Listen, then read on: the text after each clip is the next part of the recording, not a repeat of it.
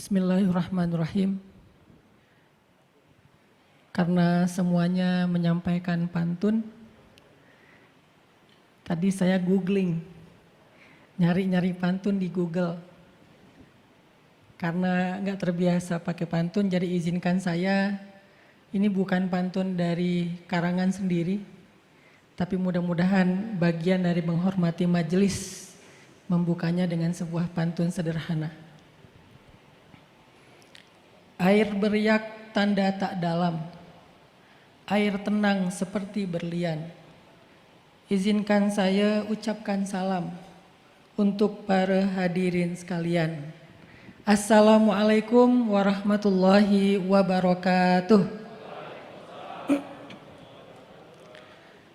Yang berbahagia keluarga besar dari Bapak Haji Muhammad Rudi dan Ibu Hajah Marlin Agustina, khususnya Mbak Rani Rafitriani SSTP MAK, keluarga besar Bapak Zulbakti Siregar, Ibu Rismawati Lubis, dan khususnya Kapten Infanteri Hari Rezeki Utama Siregar. Yang saya hormati hadirin dan hadirat Bapak Ibu sekalian, para alim ulama yang dirahmati Allah Subhanahu wa taala. Puji syukur kepada Allah Subhanahu wa taala, pada hari ini kita menyaksikan satu di antara sekian tanda-tanda kebesaran Allah Subhanahu wa taala. Sebagaimana yang Allah sebutkan di dalam surat Ar-Rum yang tadi dibacakan oleh qori'ah kita, bahwa akad nikah ataupun pernikahan itu adalah ayatun min ayatillah. Salah satu di antara bukti kebesaran Allah Subhanahu wa taala. Dan hari ini secara bersama-sama tadi kita menyaksikan tanda-tanda atau bukti-bukti kebesaran Allah itu dalam sebuah prosesi yang sangat sakral yang dilakukan oleh saudara kita, adinda kita, anak kita, Kapten Hari, yang sangat lancar untuk menyambut ijab dari ayahanda Bapak Rudi dengan kalimat yang sangat lancar dimudahkan oleh Allah Subhanahu wa taala. Apa bukti dan tanda yang terletak di dalam prosesi akad nikah tentang kebesaran Allah? Itu adalah sebuah bukti bahwa Allah Subhanahu wa taala telah menurunkan syariat Islam atau sebuah jalan hidup yang paling mudah untuk manusia. Tidak ada jalan hidup yang lebih mudah bagi manusia dan membawanya kepada kebaikan dan keselamatan dunia akhirat lebih daripada mudah dan mulianya syariat Islam.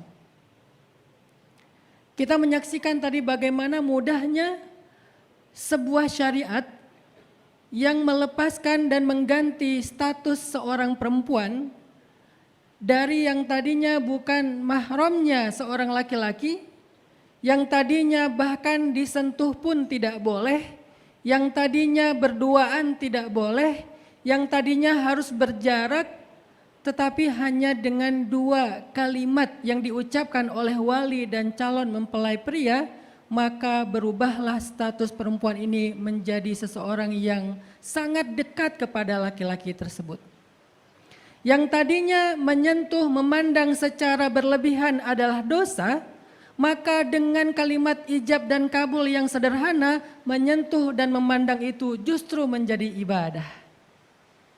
Sederhana sekali, tidak banyak syarat, tidak banyak hal-hal yang menyulitkan, sangat dimudahkan. Bahkan dari mulai proses lamaran, Islam sudah memudahkan sebuah ibadah yang bernama pernikahan.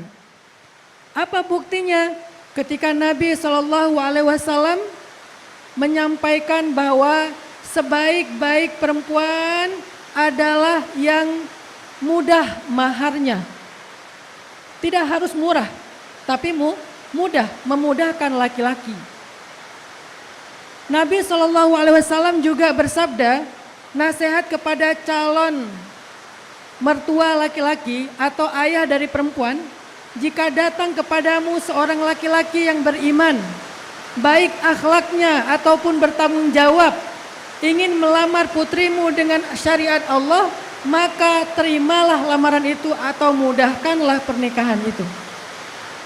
Ini adalah bukti bahwa Allah sebaik-baik yang membuat segala aturan.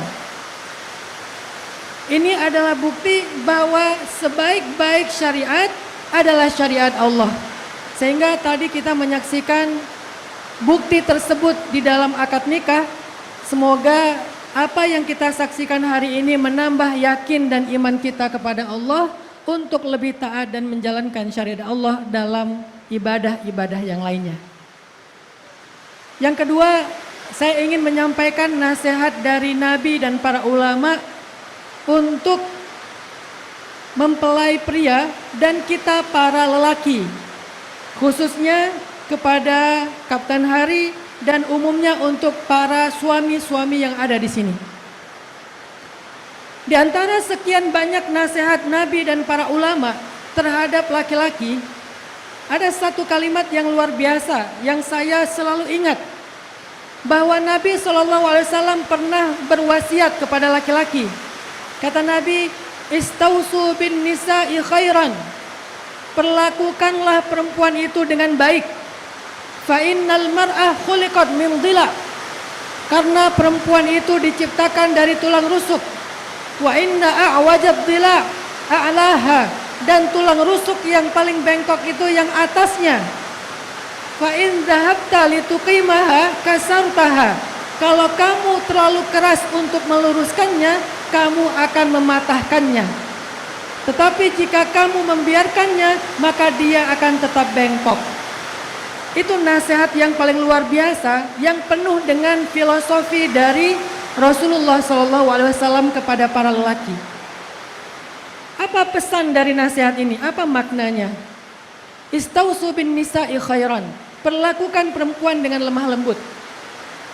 Artinya tidak sama antara kita menasehati laki-laki, memperlakukan laki-laki, berkomunikasi dengan laki-laki, dengan ketika kita berkomunikasi dengan perempuan. Banyak dari kita memperlakukan istri kita, anak perempuan kita, ibu kita, sama seperti kita memperlakukan laki-laki yang ada di sekitar kita. Sehingga tanpa kita sadari, kita menyakiti perasaan mereka. Mungkin kita membandingkannya dengan diri kita. Kita akan mengatakan, saya kalau dikatakan demikian gak tersinggung. Saya kalau dinasehati kayak gitu biasa aja. Saya kalau ditegasin nerima. Itu kita laki-laki. Tetapi beda halnya dengan perempuan. Sehingga tidak bisa kita samakan bagaimana perasaan kita kalau kita diceramahi, dinasehati, ditegasi, dengan bagaimana perempuan akan bereaksi. Tidak sama. Dan Rasulullah SAW adalah orang yang paling baik mencontohkan kelemah lembutan kepada istrinya. Di mana Nabi bersabda, khairukum khiyarukum li ahlikum wa ana khiyarukum li ahli. Sebaik-baik kalian yang paling lembut kepada istrinya, yang paling baik kepada istrinya, dan aku adalah yang paling baik untuk istriku di antara kalian. Kita pernah mendengar mungkin kisah bagaimana sabarnya Nabi kepada istri beliau. Ketika istrinya ngambek, ketika istrinya cemburu, ketika istrinya marah, bahkan Nabi dimarahi di rumahnya, maka Nabi sama sekali tidak memarahi balik istrinya. Coba kalau di zaman kita sekarang, istri belum marah, kita udah nyiapin hadis. Istri belum marah, di handphone udah banyak capturean, screenshot hadis-hadis untuk perempuan. Padahal Nabi adalah pemilik hadis. Ketika istri beliau sedang ngambek dan marah, tidak ada satupun dari hadis itu yang keluar dari lisan Nabi untuk menasihati istrinya. Kenapa? Karena Nabi tidak ingin menyikapi perasaan perempuan yang sedang bengkok dengan cara memarahi atau bahkan menasehati mereka. Tetapi Nabi mengalah, Nabi membujuk, Nabi membahagiakan hati, Nabi mengucapkan kalimat-kalimat yang menyenangkan hati istrinya. Dan ini adalah inti dari lemah lembutnya seorang laki-laki. Tidak keluar hadis nasihat. Baru keluar hadis nasihat ketika sudah dalam keadaan tenang. Barulah Nabi menyampaikan hadis, seandainya seorang perempuan membersihkan luka yang ada di seluruh tubuh suaminya, maka semua itu tidak akan bisa membayar satu pun kebaikan suaminya terhadapnya selama ini. Itu disampaikan Nabi dalam situasi tenang, bukan dalam situasi ketika istrinya sedang dalam keadaan labil. Jadi jangan sampai ketika kita sebagai suami, istri baru marah langsung kita dengan tegas mengatakan, sesungguhnya Rasulullah bersabda, Allah berfirman, keluar ayat, keluar hadis. Padahal Nabi sendiri mencontohkan tidak demikian. Inilah lemah lembut. Makanya laki-laki itu Allah ibaratkan di dalam Al-Quran dengan istilah qawwam. Apa arti qawwam? Qawwam itu tegak. Arti tegak, dia yang paling bersabar ketika terjadi guncangan dalam rumah tangga. Makanya seorang suami jangan berharap perempuan lebih tegar dari kita. Itu ekspektasi yang keliru dalam agama. Jangan berharap perempuan lebih tegar daripada kita. Jangan berharap perempuan itu lebih sabar daripada kita. Jangan berharap perempuan itu lebih tabah daripada kita. Enggak, fitrahnya mereka itu lebih lemah secara emosional. Mereka itu lebih mengandalkan perasaan daripada laki-laki. Makanya disebutkan oleh ulama, perempuan itu logikanya 1, perasaannya 9. Laki-laki logikanya 9, perasaannya 1. Memang kurang berperasaan. Makanya ketika disatukan, maka jadilah logikanya 10 dan perasaannya pun 10. Sempurna. Makanya laki-laki itu qawwam, dia yang bertahan. Ketika ada guncangan rumah tangga, dia yang bertahan. Jangan pernah ucapkan kalimat tolak. Kenapa tolak ini diberikan 3 kali? Dan kenapa untuk laki-laki bukan untuk perempuan? Perempuan tidak bisa mentalak laki-laki. Mas, bang, saya talak kamu. Nggak bisa. Kenapa hanya laki-laki yang bisa mentalak perempuan? Kenapa? Karena harusnya laki-laki itu lebih sabar untuk tidak melakukannya. Perempuan kalau dikasih kesempatan 3 kali tolak, mungkin cepat sekali mengeluarkan kalimat itu ketika kecewa. Mungkin perceraian lebih banyak dari jumlahnya dari sekarang. Kenapa? Karena mereka mengikuti perasaan. Makanya diberikan kesempatan itu ke laki-laki bukan untuk digunakan, tetapi untuk dia tinggalkan dan tidak pernah digunakan seumur hidupnya. Lalu kenapa selalu ada pengkondisian, ada pengecualian yang tidak pernah kita duga. Tetapi kita berharap tidak pernah menggunakan kalimat itu. Qawwam, dia tegak. Sehingga ketika istrinya baper, dia yang harus tegak. Dia mengatakan, Dek, yang penting kan aku ada di sini. Nggak apa-apa kalau misalnya orang memusuhi kamu, memarahi kamu, ada masalah di luar. Aku nggak pernah ninggalin kamu. Laki-laki yang menguatkan. Jangan sampai dia mengabaikan. Ketika dia lagi baper, dia lagi sedih, suaminya mengatakan gitu aja nangis, masalah sepele kok dipikirin. Itu laki-laki, perempuan nggak gitu. Makanya dia yang harus tegak. Ar-rijalu qawwamuna 'alan nisa. Kenapa? Bima faddalallahu ba'dahum 'ala ba'd. Karena Allah sudah melebihkan laki-laki atas perempuan. Kemudian makna qawwam juga adalah laki-laki yang menafkahi perempuan. Dan menafkahi dalam Islam bukan sekadar soal materi. Kalau soal materi, maka ada perempuan yang tidak perlu dinafkahi karena dia punya lebih daripada suaminya. Tapi menafkahi dalam Islam adalah soal kehormatan. Sehingga betapapun perempuan ini memiliki materi yang lebih, maka dia harus meminta nafkah kepada suaminya, karena buat seorang suami diminta nafkah itu adalah sebuah kemuliaan. Mas, ini udah awal bulan, masih ingat kan nomor rekeningnya? Itu kemuliaan bagi laki-laki. Jangan merasa nggak enak. Dan laki-laki pun jangan merasa tersinggung. Kamu kan punya simpanan sendiri, kan saldo kamu lebih gede daripada saya. Enggak. Laki-laki menafkahi adalah kehormatan dan kemuliaan. Dia malu kalau dia tidak bisa menafkahi istrinya. Dia bahagia kalau istrinya makan dari hasil keringatnya seorang suami. Itulah yang disebut dengan qawwam. Dan yang terakhir, arti qawwam adalah dialah yang menegakkan agama Allah di dalam rumah tangga. Laki-laki lah yang menegakkan agama Allah, syariat Allah terhadap istri dan anak-anaknya. Yang menyuruh istrinya sholat, yang membangunkan istrinya subuh, laki-laki. Tapi yang terjadi sekarang di Indonesia, banyak perempuan yang qawwamah. An-nisa qawwamah 'alal rijal.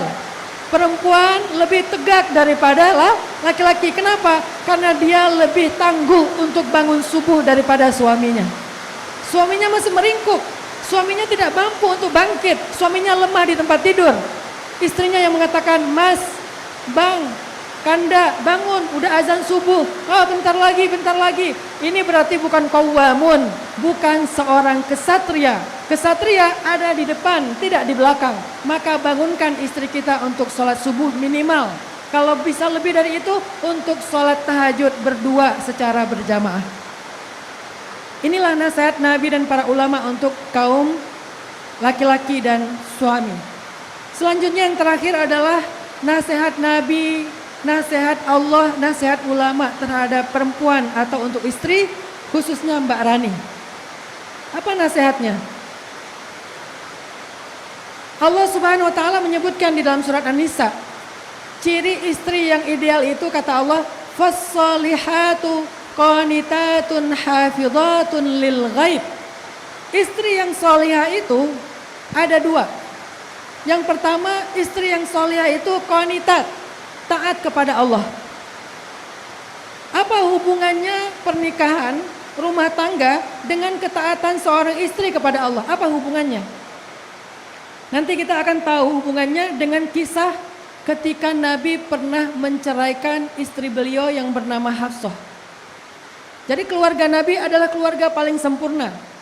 Beliau manusia sempurna, istri beliau adalah perempuan-perempuan sempurna. Tetapi walaupun keluarga ini sempurna, ternyata pernah juga ada adegan perselisih pahaman antara Nabi dengan istrinya. Salah satunya direkam di surat At-Tahrim, yang lain direkam di surat At-Talaq dan seterusnya. Suatu hari Nabi pernah menceraikan Sayyidah Hafsah, istri beliau, anaknya Umar bin Khattab. Dan kita tidak perlu kepo ya. Kenapa dicerain? Apa salahnya? Apa salah posting? Atau salah story? Atau salah status dan seterusnya? Nggak perlu kepo. Karena nggak ada dosa. Lalu kenapa cerai? Selisih paham. Ada rasa nggak nyaman dari Nabi terhadap Sayyidah Hafsah. Kalau kita mau tahu lebih dalam lagi, kita bisa spill di surat At-Tahrim. Ada cerita apa di situ? Tapi intinya Nabi menceraikan Hafsah.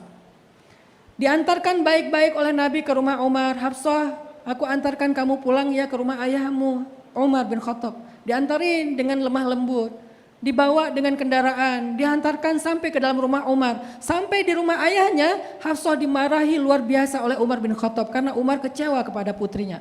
"Ya Hafsah, dosa apa yang sudah kamu lakukan? Kenapa kamu menyakiti Nabi sampai diceraikan? Rugi sekali kamu kehilangan Rasulullah," dan seterusnya dan seterusnya. Hafsah nangis panjang hari karena sedih diceraikan Nabi. Ketika Nabi pulang berjalan dari rumah Umar, tiba-tiba Allah mengutus malaikat Jibril alaihissalam. Malaikat Jibril datang kepada Rasulullah, kemudian malaikat Jibril mengatakan, "Ya Rasulullah, rujuk Hafsah. Ya Rasulullah, rujuklah Hafsah. Bawalah kembali Hafsah ke rumahmu. Ya Rasulullah, sesungguhnya Allah ridha kepada Hafsah." Coba bayangkan Bapak Ibu sekalian. Ketika terjadi selisih paham antara Hafsah dengan suaminya, yaitu kekasih Allah sekalipun, ternyata dalam kondisi itu Allah membela Sayyidah Hafsah. Ingin dibela oleh Allah ketika ada masalah dalam rumah tangga? Atau bahkan dua-duanya juga dibela oleh Allah sehingga Allah jadi penengah? Gimana caranya? Qanitah, jadilah ahli ibadah. Apa kelebihan Sayyidah Hafsah sampai dibela Allah terhadap kekasihnya sendiri? Ternyata kata malaikat Jibril, Hafsah itu punya dua keistimewaan dalam ibadah. Innaha sawwamah qawwamah. Hafsah itu sawwamah. Sawwamah itu dari kata saum, puasa. Perempuan yang rajin puasa namanya soimah. Soimah artinya rajin puasa. Kalau dia rajin puasa banget, pakai banget, maka dikasih tasydid, sawwamah. Kalau rajin puasa sesekali, sebulan ada 3 hari, Ayyamul Bait, seminggu mungkin pilih antara Senin atau Kamis, itu namanya soimah. Tapi kalau puasanya rajin banget, Daud, Senin Kamis segala macam dilakuin, maka namanya sawwamah. Hafsah adalah seorang yang sawwamah, tidak pernah meninggalkan satupun puasa sunnah, apalagi yang wajib. Yang kedua, innaha qawwamah. Hafsah itu adalah perempuan yang rajin qiyam. Perempuan yang rajin qiyam namanya qaimah, tapi karena rajin banget, sholatnya panjang, setiap malam gak pernah tinggal kecuali sedang haid, maka namanya qawwamah. Itulah alasan Allah membela Hafsah ketika terjadi masalah dalam rumah tangganya. Maka Mbak Rani khususnya, ibu-ibu sekalian, umumnya jika kita ingin dibela oleh Allah dalam masalah rumah tangga kita, agar Allah, dan Allah sebaik-baik pembela. Allah tidak membela untuk berpihak, Allah membela untuk mendamaikan. Kita kalau membela berpihak, ada geng ini, ada geng itu, ada kelompok ini, ada kelompok itu, ada tim ini, ada tim, kalian tim yang mana, kan gitu ya. Tapi kalau Allah membela, Allah tidak membela untuk berpihak, Allah membela untuk mendamaikan. Maka kalau kita ingin dibela oleh Allah, jadilah sawwam, qawwam, sawwamah, qawwamah. Yang terakhir, nasihat untuk kalian berdua, Mas Hari dan Mbak Rani. Pernikahan suami istri itu kayak segitiga. Seperti segitiga. Yang paling atas itu Allah, yang kanan suami, yang kiri istri. Apa maksud dari segitiga ini? Ilustrasi. Kalau kalian ingin menjadi lebih dekat, kalian tidak bisa mendekat dengan cara langsung kepada pasangannya. Tetap jarak kalian akan jauh. Cara kalian untuk semakin dekat dan romantis itu adalah mendekatlah ke atas. Semakin kalian naik ke atas, jarak kalian semakin dekat. Semakin ke atas, semakin dekat. Ketika kalian akrab sekali dengan Allah, maka kalian akan sangat akrab antara satu dengan yang lain. Itulah ilustrasi pernikahan. Sehingga kalau ada masalah dalam rumah tangga, sebelum kalian mendatangi pasangan, sebelum kalian berkomunikasi dengan pasangan, datangi dulu langit. Berkomunikasi dulu dengan langit dengan 2 rakaat sholat, istighfar, doa. Mendekatlah ke atas. Bukan mendekat ke samping, bukan mendekat ke depan, mendekatlah ke atas. Nanti Allah yang akan mendekatkan hati-hati di antara kalian. Mudah-mudahan nasihat-nasihat sederhana ini menjadi bekal pernikahan buat Mbak Rani, buat Kapten Hari. Semoga Allah Subhanahu wa taala memberkahi kalian berdua, memberikan keturunan yang solih-solihah, menjadikan pernikahan ini pernikahan yang langgeng sampai ke surga. Kalau Tuan pergi ke Kelang, saya hantar sampai ke Linggi. Karena Tuan telahlah datang, mari kita doakan Mbak Rani dan Mas Hari. A'udzu billahi minasy syaithanir rajim. Bismillahirrahmanirrahim. Alhamdulillahi rabbil alamin. Ar-Rahmanir Rahim. Maliki yaumiddin. Iyyaka na'budu wa iyyaka nasta'in. Ihdinas siratal mustaqim. Siratal ladzina an'amta 'alaihim ghairil maghdubi 'alaihim waladdallin.